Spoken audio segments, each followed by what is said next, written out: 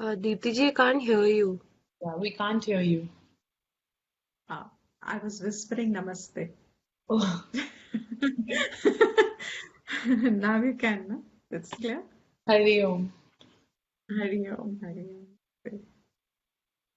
I have some sound coming, so I have got this, the hope that it'll block some sound. Who wants to chant today? If nobody else is doing it, I can do it. If there are no other volunteers. Anybody else wants to try?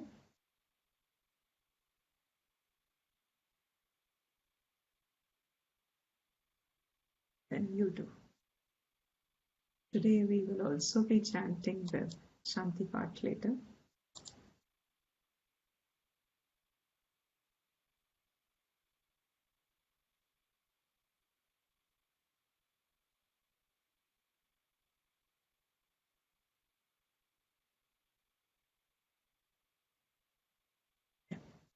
This you can do, so you can start. Okay. Om Sahana Bhavatu Sahanau Bhunaktu Sahaviryam Karavavahai Tejasvinavadhitamastu Ma Vidvishavahai. Om Shanti Shanti Shanti. Excellent. Vasudevendra योगेन्द्रं नत्वा ज्ञानप्रदं गुरुं मुमुक्षूणां हितार्थाय तत्त्वबोधोऽभिधीयते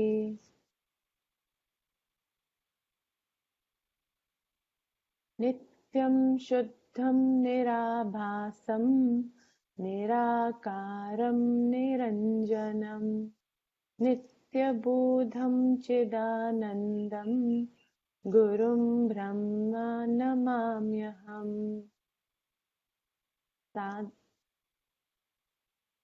अच्छा okay समाधि साधन संपत्तिः का शमोदम उपरति तितिक्षा श्रद्धा समाधानं च इति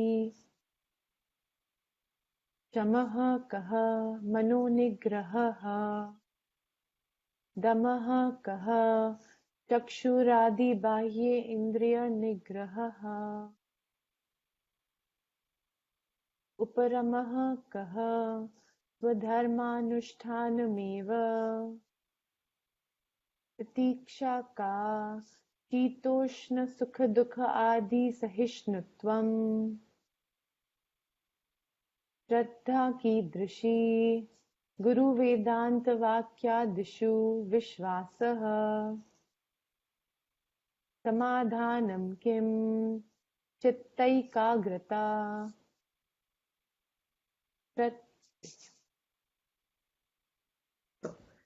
Thank you and great. We will continue now with the topic of Shraddha.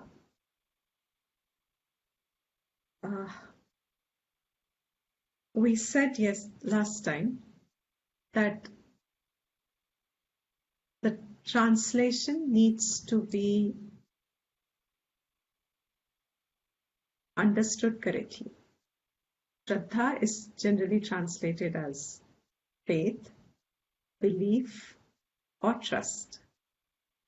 And it is important in the context of Vedanta to get this quality understood properly, so that following which, once we are able to identify in us the difference between mere belief and Shraddha, faith and Shraddha, we will appreciate the fact in the long run that Vedanta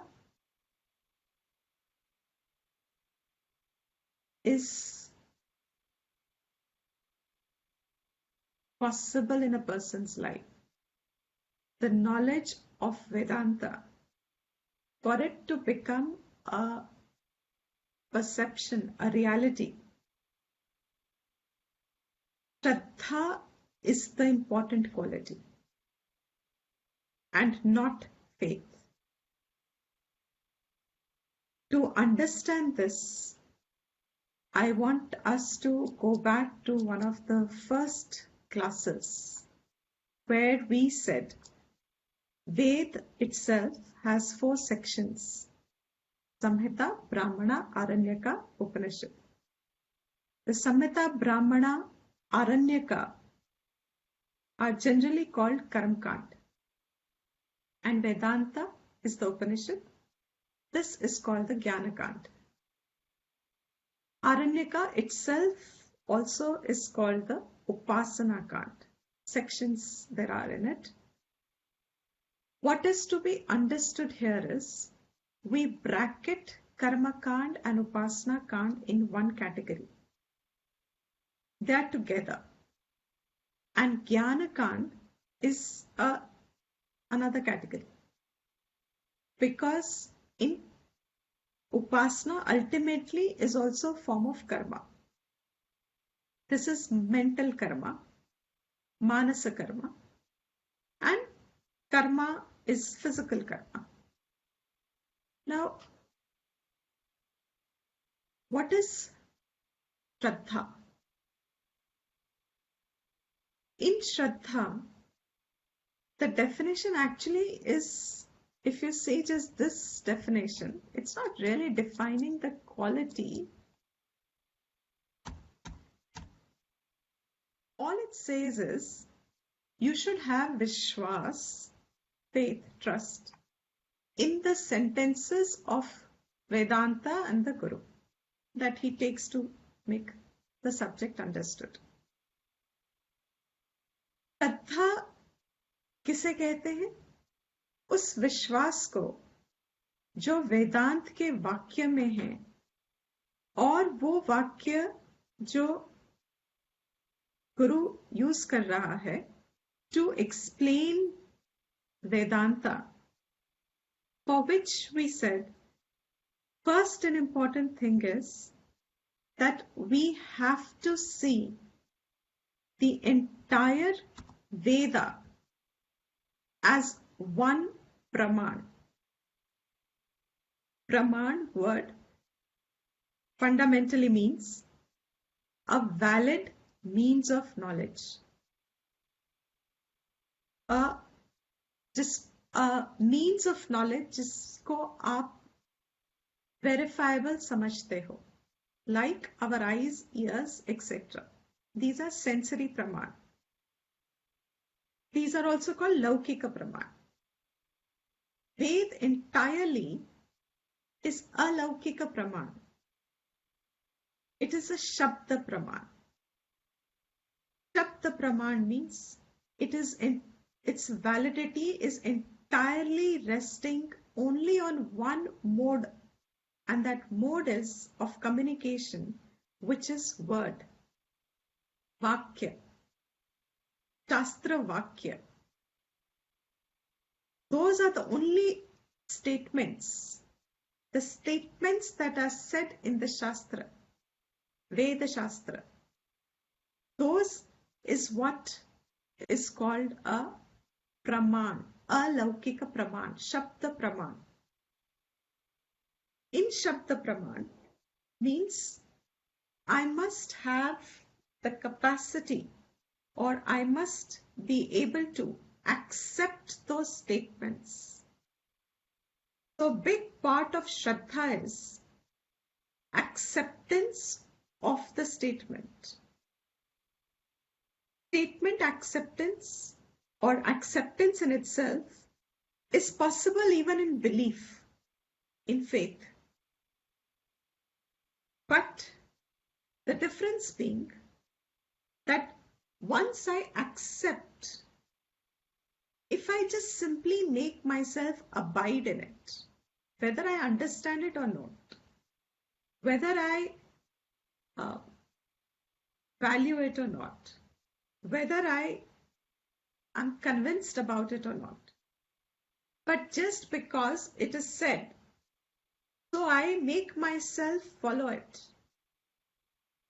I'm leaving it on faith, on trust. और ये faith and trust is something which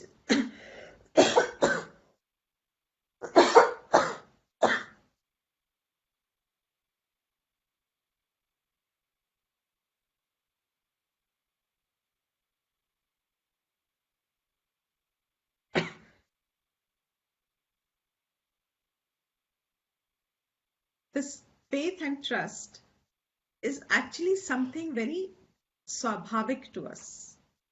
It's natural. Children, when they are born, you see all infants are full of faith. Faith is a very big aspect in life. When your own thinking, independent thinking is not yet formed, an individual, a jiva, a person is very dependent on faith because you don't know. Simple. So you see it in children, how faith protects them also, and at the same time limits them in their growth also.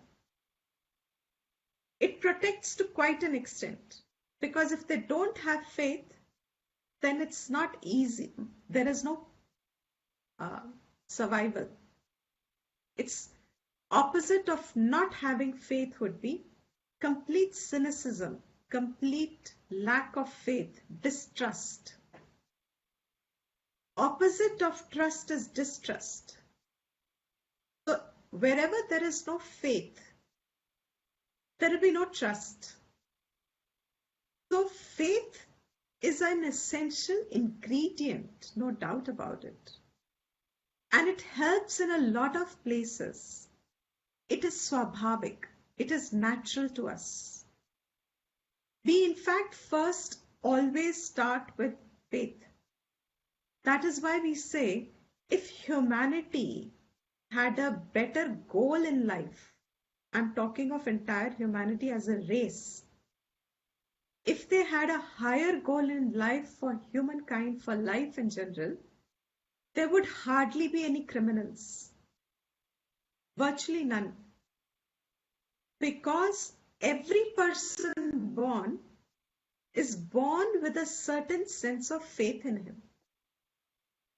What makes people go out of their swabhavik nature and adopt something which is not conducive or not correct in the context here, dharmic, and which is why they take to wrong course of life, is because somewhere their faith in someone or the other was injured, was insulted, was affected, proved itself wrong. When you see faith by itself is a protective quality to quite an extent. Our example very often is, if you even book an Uber, I'm talking in India more, if you book an Uber, whereas in other countries, I believe so, even educated people are driving. So you may have a good conversation with someone, intelligent conversation. But supposing you have booked absolutely unknown, do you not have faith when you sit in the car that the driver, absolutely unknown to you, is going to take you to your destination? If you keep a cook at home, if you have someone or you order food from outside, do you not have faith already that it is not poisoned? Do you not already have faith the milk delivered to you is consumable? You find without faith steps can't be taken in life. Survival is virtually impossible. Faith is an expression in almost every aspect of our life, and we express it many times, multiple times a day. There is faith. Without faith, it's difficult. But the point here is that in Vedanta, which is entirely knowledge-based, which is entirely functioning at the level of recognition, correct recognition of something which is evident and yet missing my perception. कुछ है मगर somehow मुझे उसकी cognition नहीं हो रही है. Somehow I am missing it. Somehow I am seeing it something else. There is something there, but I seem to have a misplaced perception of it, and I am not able to recognize it. Forget recognition. I'm not even aware of its actuality. I'm not aware of its real state. जो है जैसा है वैसा मुझे पता ही नहीं कि वो क्या है, and in absence of that knowledge, I am presuming it is something else, and that presumption makes me have a sense of reality over it, and whatever today I believe it to be real. I will uncode these words. Vedanta says you are pure, limitless, birthless, changeless, decayless, formless, infinite, all expression of only knowledge, bliss, anand. This is your real nature. This is who you are. This is your real identity. But my real identity to my recognition is that absolute opposite of it. So if we have written those names down, words down, if Vedanta says I am changeless, you are changeless, I am certain I am a changing person. If Vedanta says you're infinite, I say I am finite. If Vedanta says you are birthless, forget it. Next year's coming and I'm growing one more year older. Of course I have a date of birth. What are you talking? I'm birthless. From which angle am I birthless? Of course I was born. I just went to my friend's friend. My friend just gave has just become a young mother, and I just visited her. Why? Because there is birth. How do you say I'm birthless? I just attended a chautha. There is death. How do you say I'm deathless? So whatever is being said to me by Vedanta is about me. But exactly what it says, over it I have the same perception, the same context, me. What Vedanta says is me. I myself say something else is me. Vedanta says you are Sukham. You are only Anandam. Anandam which is undiminished. You are a source of Anandam. It is the generator of all happiness. You are pure, undiluted. You are not even matter. My perception of myself is, you don't know what all I think, man. I mean, I have pure moments sometimes, but I also have some other thoughts that I'd rather not share with anybody else. It's not that I'm all the time thinking very nice about the whole world. There are one or two people, I could bite them and chew them. And if possible, I can do anything to them. But I know I can't, so I keep them in my mind. I don't express them. But no, there are one. Otherwise, I'm fine with the whole world. I have no problem with the world. Vedanta says you're all pure. I know for myself, I can't accept this statement. So what happens is something very subtle. मेरे को लेके वेदांत की एक दृष्टि है और मेरी खुद की मुझको लेके एक दृष्टि है. Vedanta has a perception about me. Actually, Vedanta has knowledge of me. Vedanta के पास नॉलेज है मेरे को लेके मैं क्या हूं, लेकिन मेरी समझ में मेरे को मेरी नॉलेज है कि मैं क्या हूं. In both of them, there is one common entity, and that common entity is मैं. वेदांता भी मेरे बारे में ज्ञान दे रहा है, मुझे भी अपने ही बारे में एक ज्ञान है. And both these gyans are nowhere in tandem. In fact, they are opposite. They oppose each other. They contradict each other. When they contradict each other, then now start imagining, just for its own sake of a mental exercise, that you only have faith. The faith that I had when I entered the Uber, the faith that I have that my cook is not putting poison because usko gussa kahin pe hai, nikal kahin pe raha hai. That faith is the faith I have come with to this class. And with just that faith, whatever statements are being shelved off to me, ऐसे but रहे हैं, जो भी कहा जा रहा है मेरे बारे में, I have a complete different understanding of myself. Not only a different understanding, I live myself like that.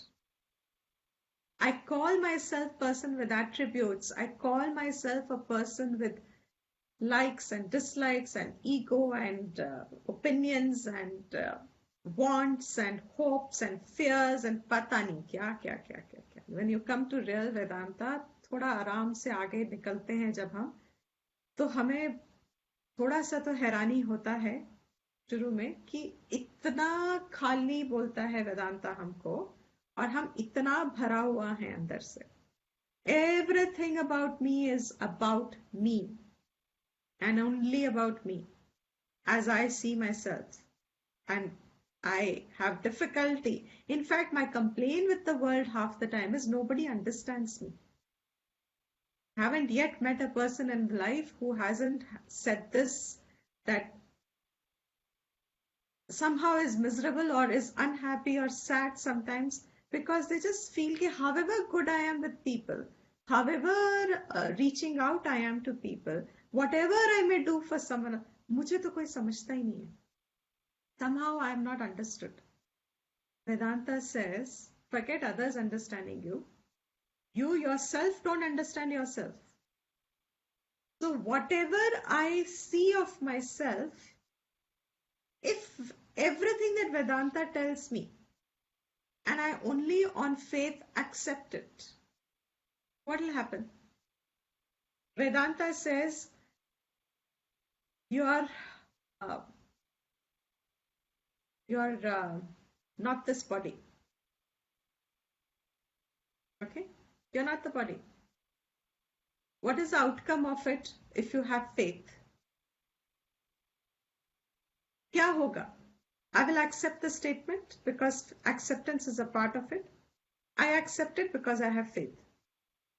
Further, in faith, I don't question anything. I'm not to question.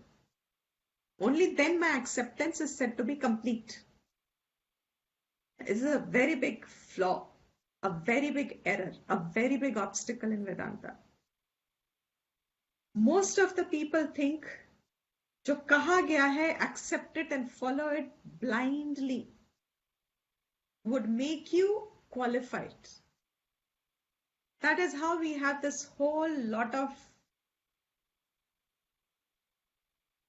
all kinds of people spreading all kinds of things in the name of spirituality or religion, have huge followings everywhere. because faith is the ingredient and questioning is not allowed. So if I have to just accept the statement in Vedanta that you're not the body, I am conducting my life with the thought I am the body. If one birthday someone does not wish me, imagine, एक जन्मदिन ऐसा होना चाहिए जहाँ कोई मुझे कुछ पूछ ही नहीं रहा है. Forget it, my parents forgot about it or my siblings forgot about it and my friends somehow, my God, and nobody, the day started and the day ended and people forgot to wish you.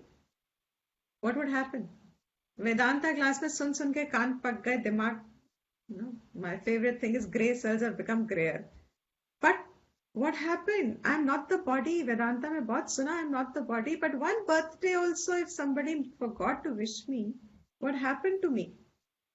Suddenly, my concept of I am not the body, faith-based, has made me miserable, has brought a conflict in me, has created confusion in me.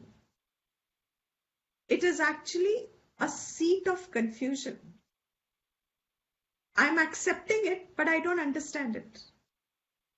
Now, I accept and I don't understand.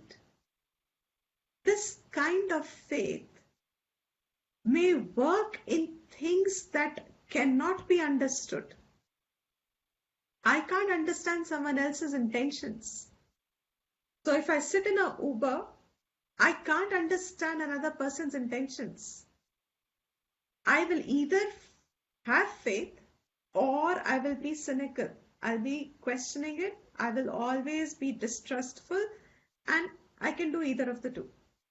I will either have faith, go along, test it, be alert, or I will be so cautious right from the beginning, etc., etc., etc. Both ways, I'm not at peace.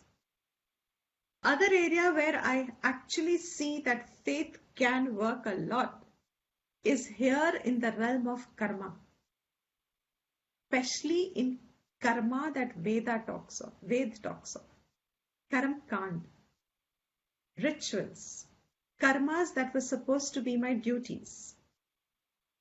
A huge part in the beginning, that's why I took some time in the beginning, because I know everything's going to be built on those few classes.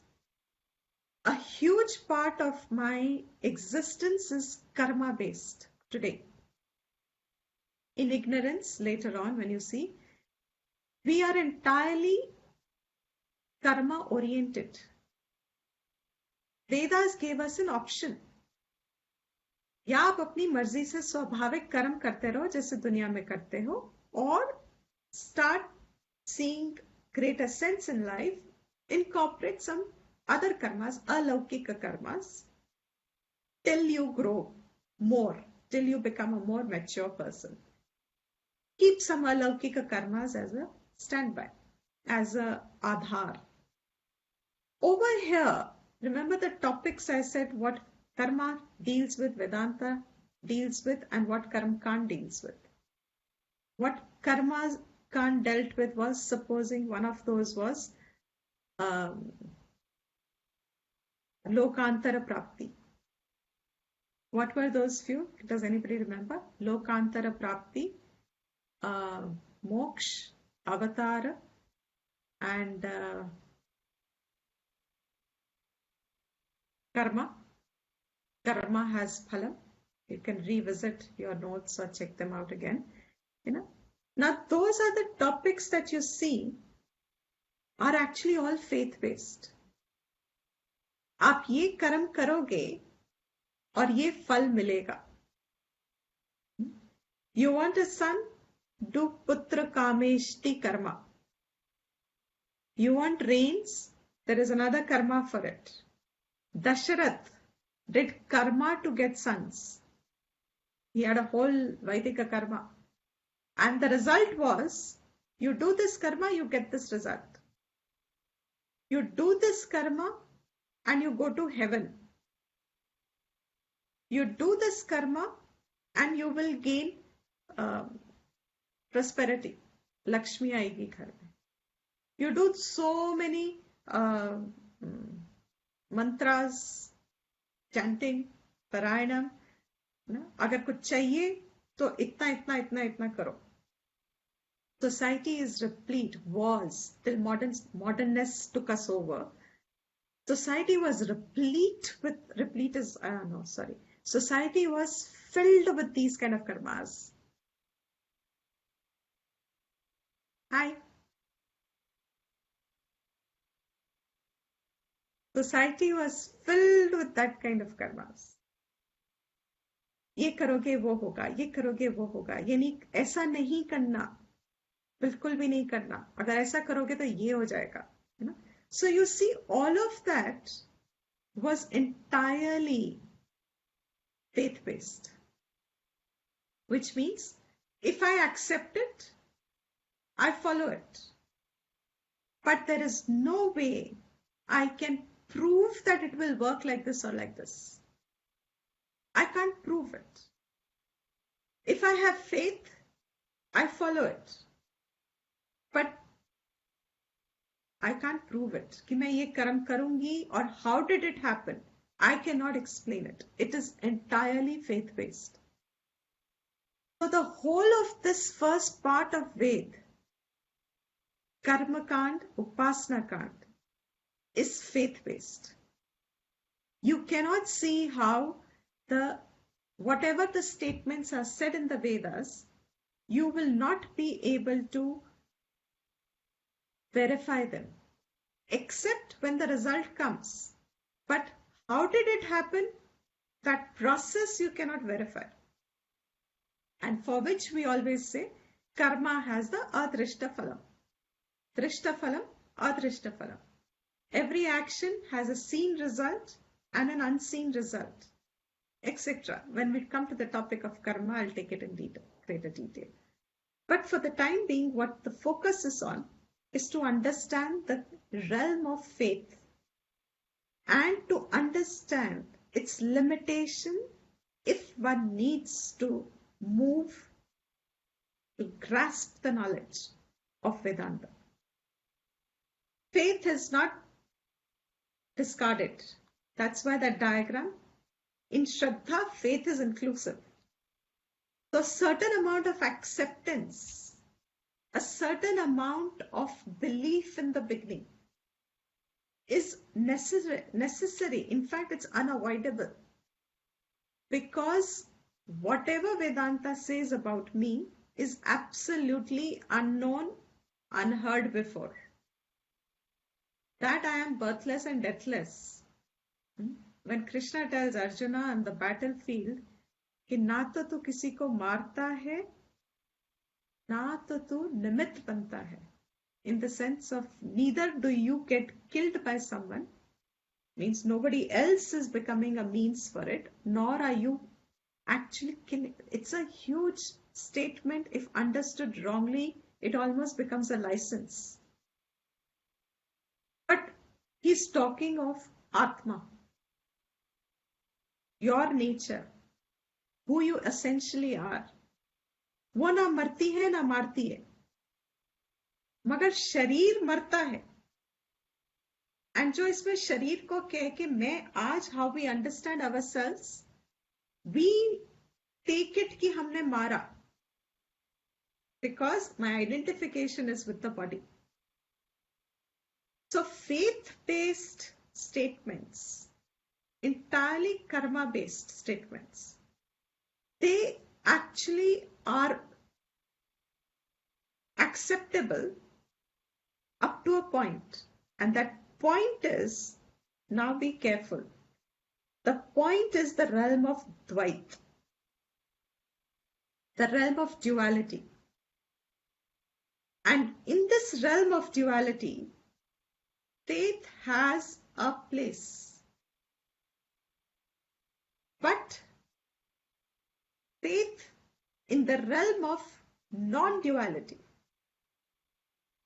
Advaita, is not adequate, because it is you who is the subject of knowledge.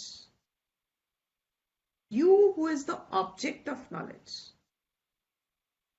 And you who has got misperception of your own self, misunderstanding of your own self. So Shastra, something from the outside world, just words, Shabda Praman. When you hear them, they are talking to the one who is the misunderstood being.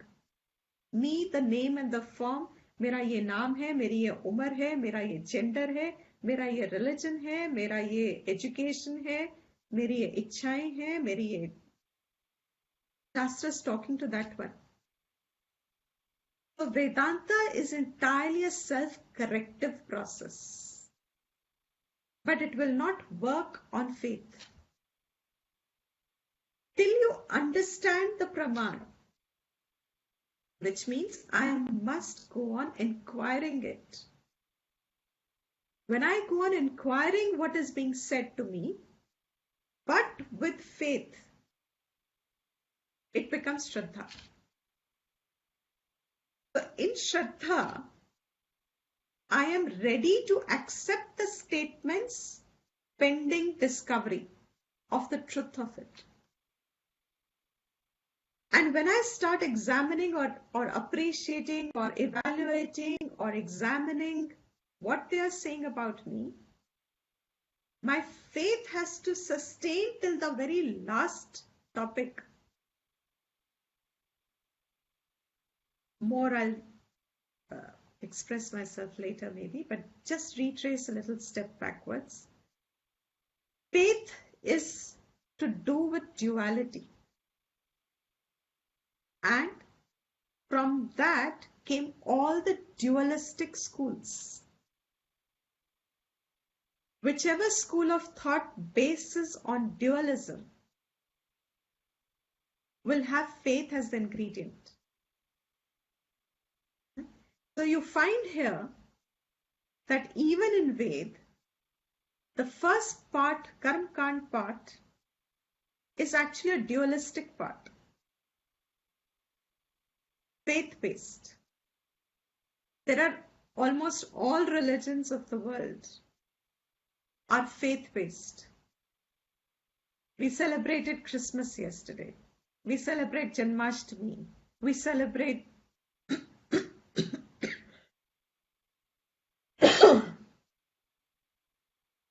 what can you do about these celebrations? You say Christ was born, resurrected. You say Krishna was born, or anything. The whole celebration is around what? Is it a verifiable fact? You accept it.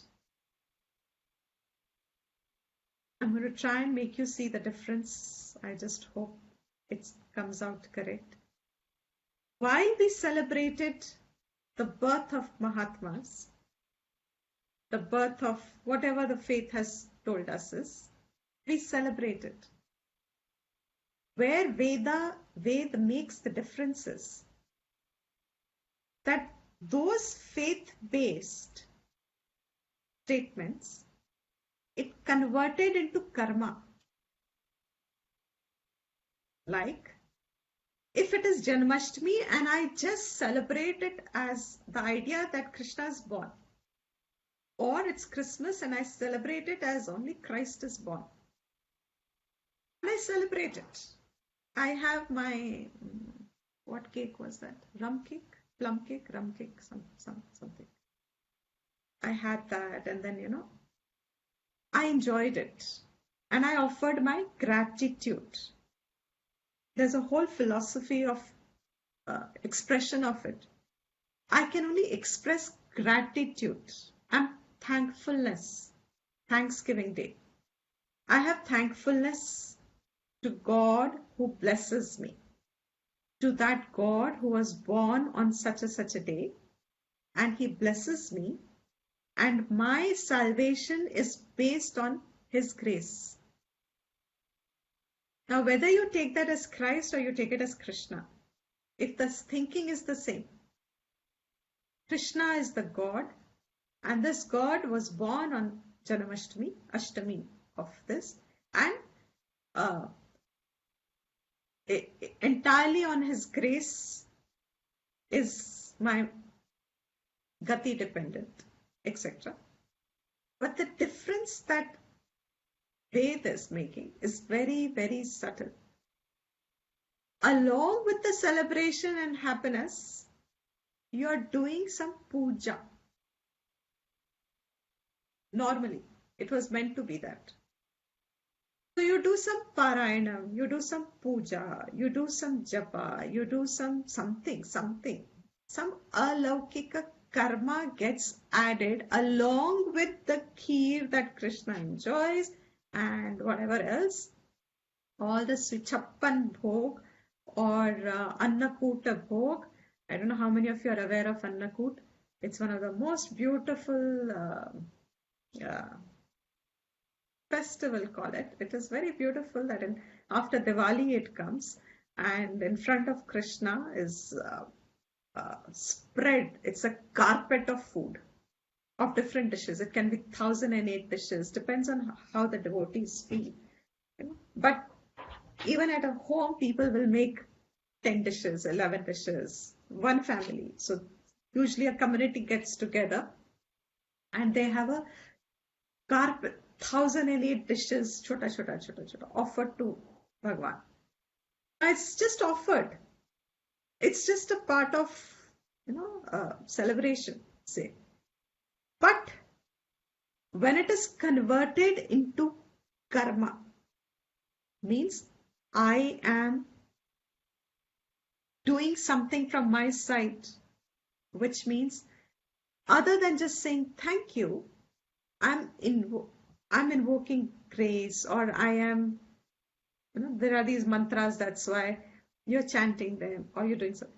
What have you done with that faith is, you have converted the faith, a simple expression of thankfulness, gratitude, you have converted into action. So the difference is, in mere faith, minus the action, minus the karma, you will only accept it and make yourself follow it up to a point. Yeah, there was a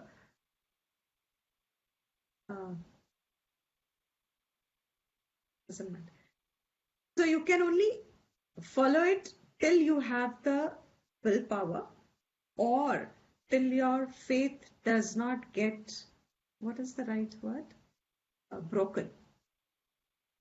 At some point, your faith breaks because you can't see it that way, or you grow as a person beyond what the faith showed, and no longer does it look what it used to look before. So your faith breaks. This is entirely subject to how much will you be able to hold the faith in absence of thinking. Because this is a topic which cannot be verified, you will only have to either accept it, or Ved did the thing of converting it into a karma, so that karma will then fall into the realm of its law. So your faith is now no longer hanging on your willpower, but that faith has got added on with karma, and karma will have a result. So it is not that the faith had the result, it is the karma that has the result, and faith only sustained you to do the karma. This is important. This is from Veda Drishti. So in Ved, even faith is not blind. Whatever it asks you to accept, it makes you accept to make you do something, and to do something means that will now have a result, and this result is a verifiable process. You can't ever verify how it turned out to be like that, but the result you wanted has come your way. And sometimes it doesn't come your way, That also you have to accept because it's a realm of uncertainty. And then they give you the attitude of prasad and etc. In Shraddha. So therefore, let me do this again. Therefore, if you remember the schools of thought I said, who's an astika? An astika is the one who accepts Ved as a praman. Nastika is one who doesn't accept Ved as a praman. And if you see the schools of Nastika, which were the schools? Buddhism, Jainism, Charvaka. You can actually put Christianity in it also. There are many religions that won't accept Ved as a praman. Within Ved also, there are many schools of thought like dualism, which will not accept Ved as a full praman, but they have some parts of it that they accept. So they still fall into astikas. They don't dismiss it, but they have their own faith-based. Many places I have heard, and Guruji ne keh diya na, bas keh diya. It's like a Hindi movie dialogue. Keh diya, so keh diya. Bas. No arguments, no conversation further. Keh diya, so keh diya. Khatam. It's authoritative. Faith makes you blind at some time, and you are at a great risk. You're as much of a risk in faith as that Uber driver. 99 may be correct, but one may not be. You'll have to be alert. 99 people may be fine, but one may not be. You'll have to be alert. Now, if you don't have that and you think acceptance, faith means 100% following without understanding, without questioning, even the Guru or the Shastra, Ved, इतना unique इसलिए है. Hinduism इतना unique इसलिए है. Unique कह लो, great कह लो, I don't have enough words for it. इसका महात्म्यम इसलिए है because it does not make people blind believers. In fact, our society has so much freedom, and we have taken the other way because we are given the freedom to question it, and we don't get the answers. We have dropped the very following because Shraddha is needed at some point of time. Shraddha would imply that I'm not discarding the statement. So what happens in faith? There are two things. If you have faith, you will accept it, not question it, and hopefully last your lifetime. But with many people, the faith breaks at some time. It's got a limit. You have a limit to sustain yourself if you don't understand something. It breaks off. Or the question other side is, you're so skeptical about everything that you just don't accept any statement. There are many people in India today, also everywhere in the world, but I'm talking in India. People are not ready to listen to the fact that, say, Vedanta is not a religion. Bhagavad Gita is not a religion. सुनना ही नहीं चाहते. क्यों नहीं सुनना चाहते?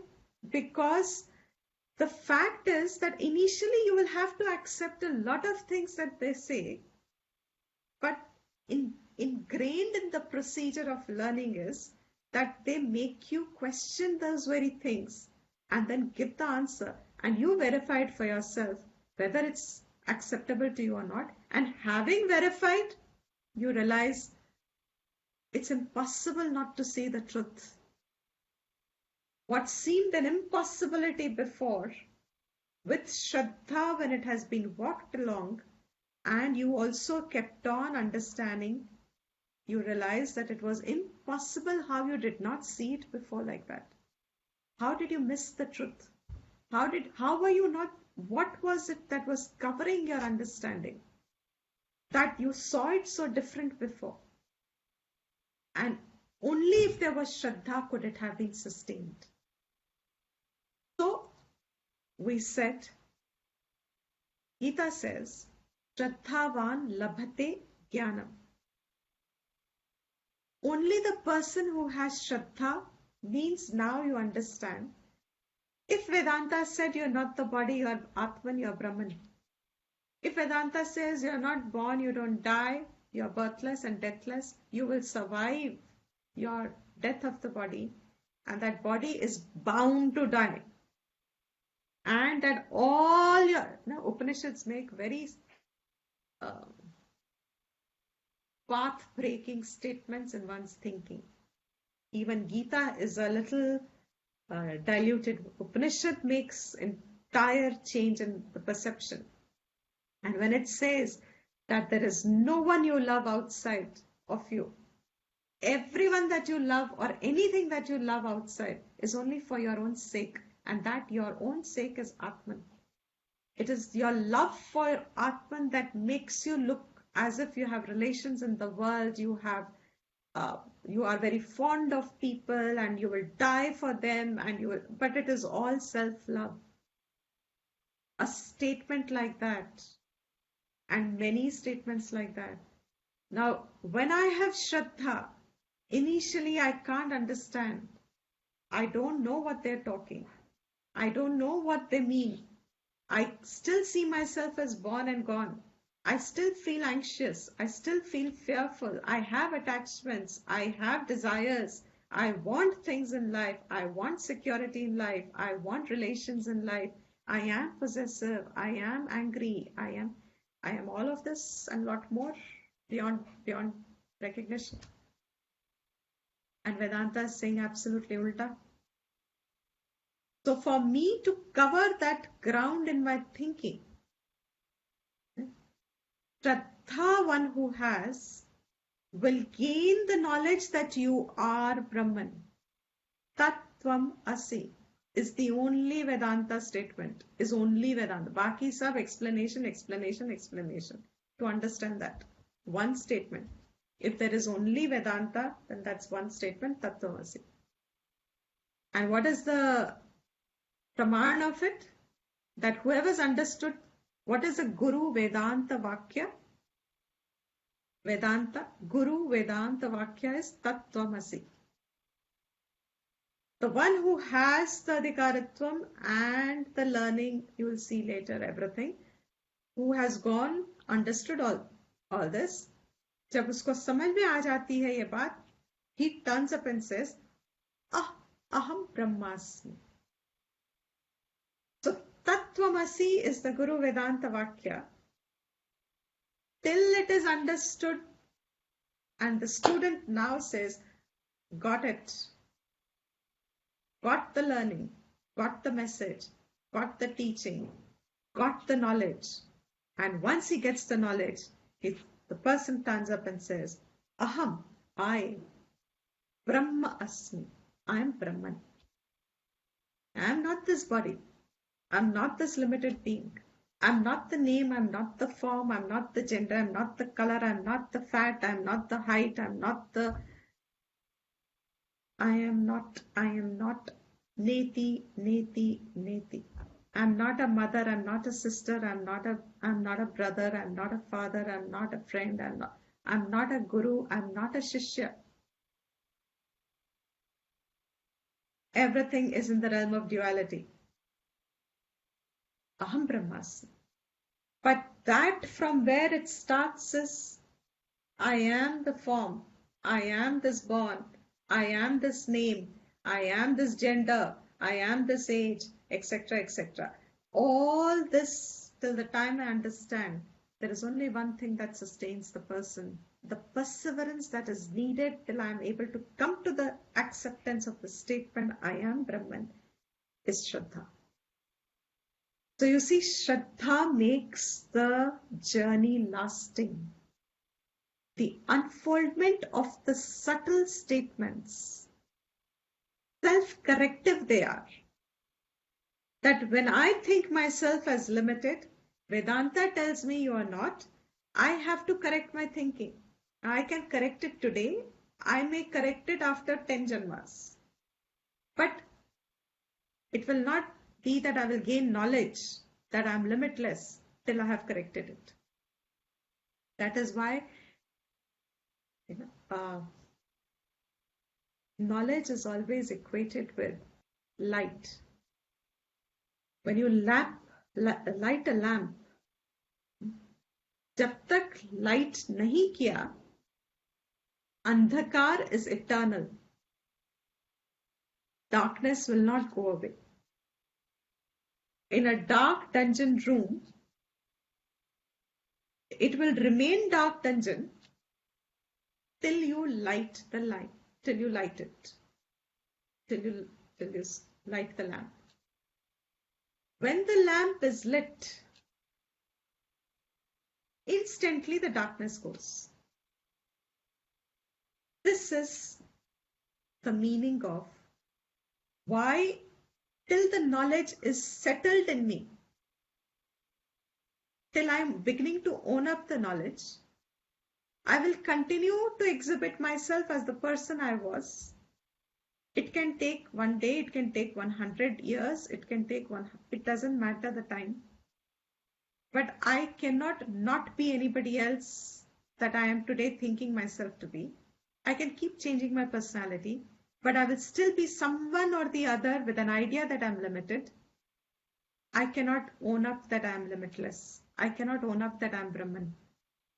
But to accept that statement that you are Brahman, that teaching, I have to accept and then understand and verify and then correct.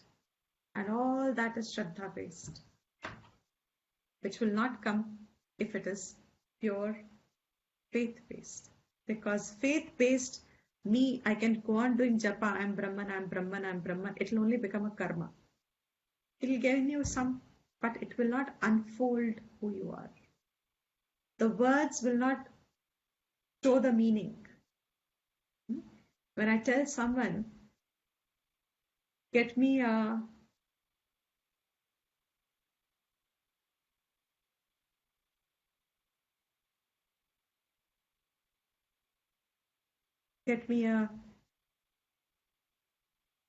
cup.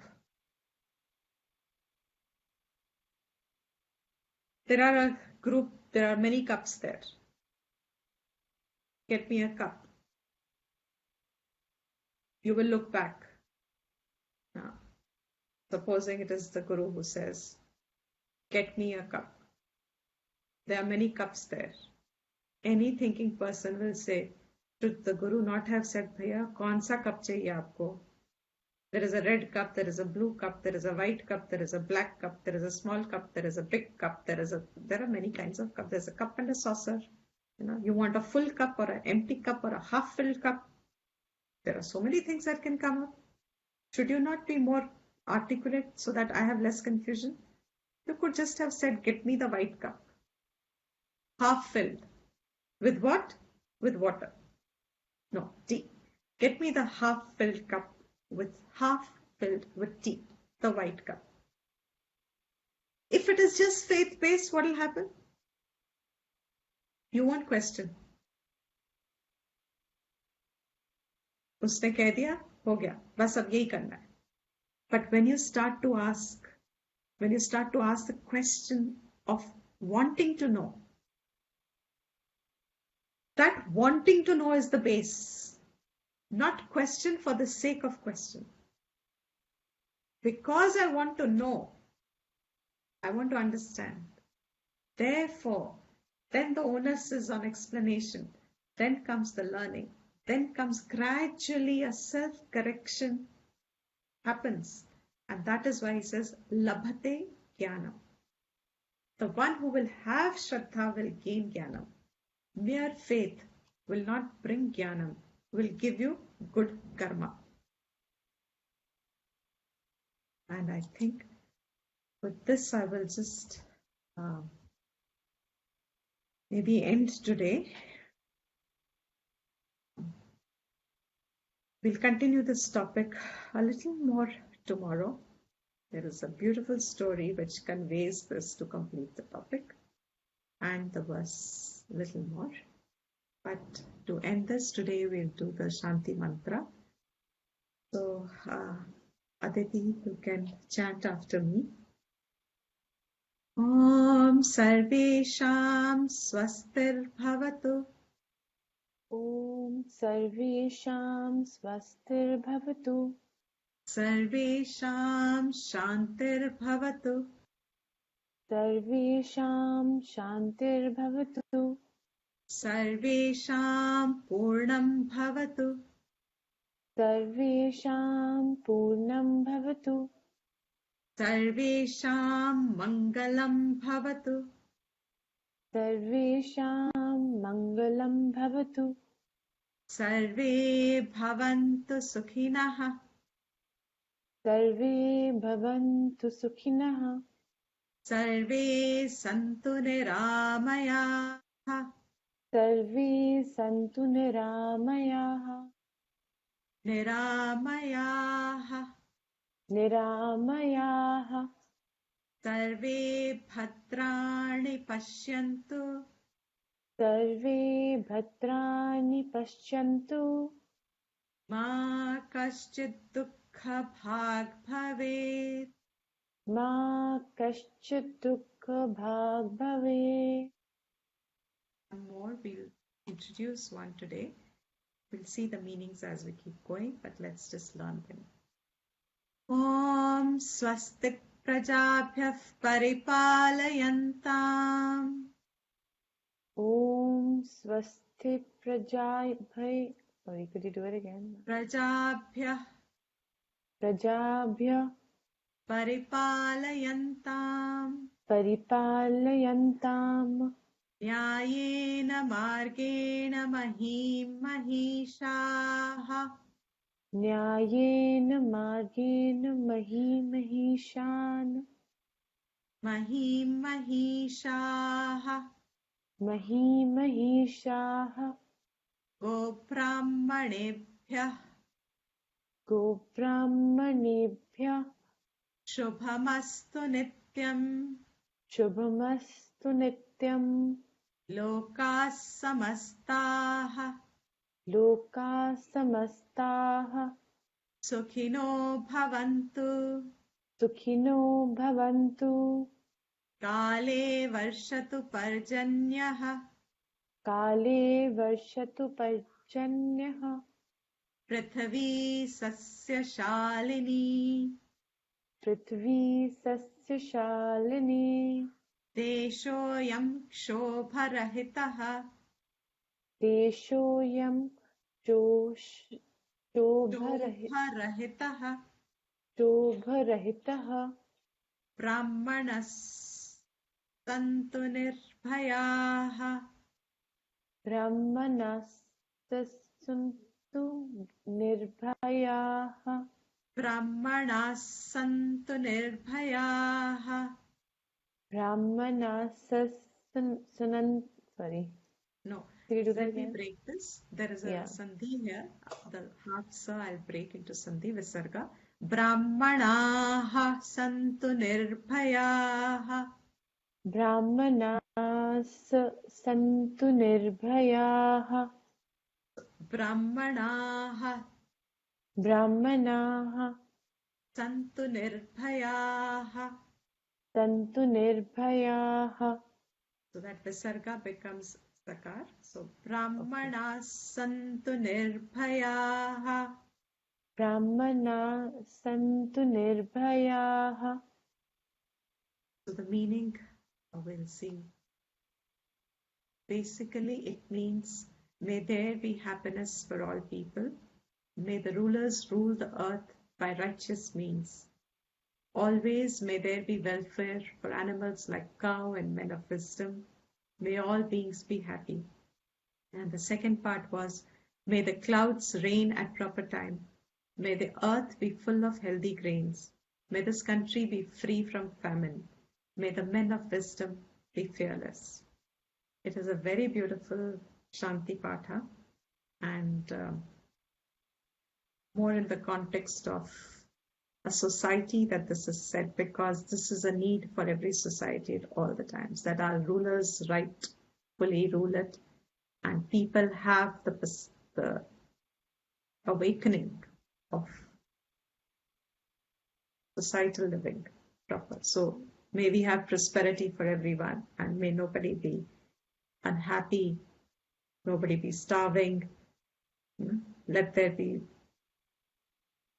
farmers flourish, and let the men of wisdom be fearless to speak the truth. That's the whole idea of saying Brahmanaha Nirbhayaha. Brahmanaha here doesn't mean Brahmin. It means those who have knowledge should have also the freedom to express the truth and not be fearful of dissent or etc. So, Vedic prayer this is. And with this, we will end the class today. Thank you very, very much. We've already done chanting. So, Thank you, Deepti ji. Thank you, Deepti ji. Hari Om. everyone. Thank you. Thank you, Didi.